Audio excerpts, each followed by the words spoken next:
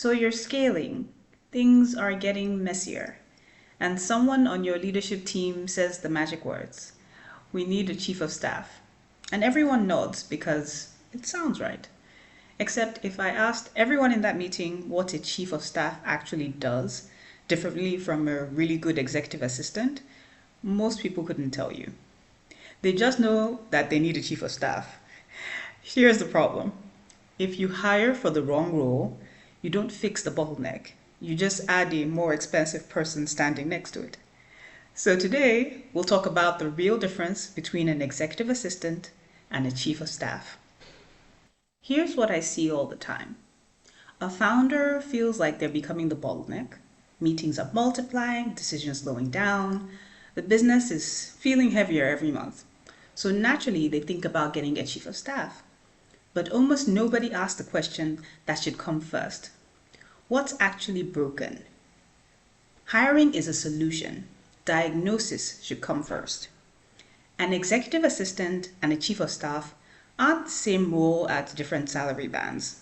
They solve completely different problems. And if you get the diagnosis wrong, you'll almost always hire the wrong one. The simplest way to think about it: an executive assistant manages your operating system. We're talking your calendar, meetings, inbox. And beyond that, they are about reducing friction. They know what deserves your attention, and they'll catch problems before they become real interruptions. So notice what they're not doing. They're not deciding where the company is going. They are just going to execute what you have already put in place. And if your big question is that your time gets stolen by things that shouldn't, then you need an executive assistant to help with that. A chief of staff solves a different problem. They manage the organization's operating system. So not your calendar, how the leadership team works together, driving strategic initiatives, connecting departments, removing friction between different departments. So they actually sit close enough to your thinking to represent your perspective in rooms that you aren't in. They're extending your leadership, not your admin. If your biggest frustration is things fall apart the minute I'm not the connective tissue between teams, then that might be more of a chief of staff problem. So think of a film set.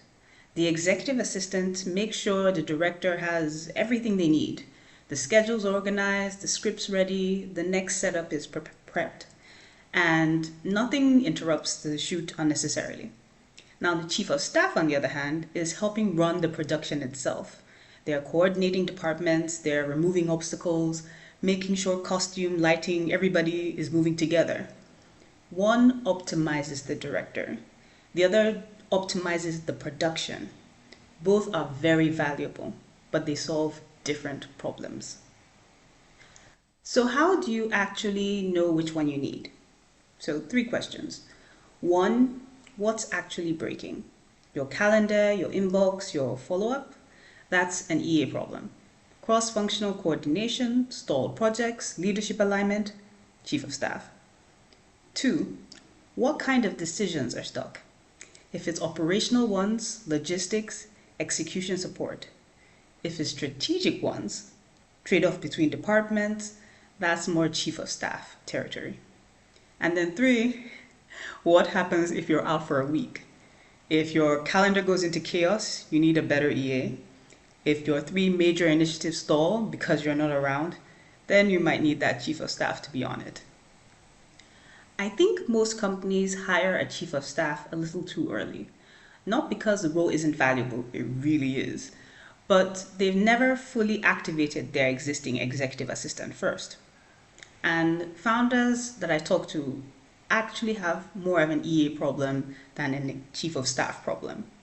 The executive just hasn't built the system that lets them step into that higher level of support. And I've seen the opposite too. Piling strategic cross-functional work on an EA who is really good at execution support, but isn't really built for the chief of staff role. So both of them can have their issues. So you have to be certain which you need before you get someone to fill the seat. Here's the thing nobody tells you. Most companies don't have a title problem. They have a clarity problem. And you don't need a fancier title standing next to the bottleneck.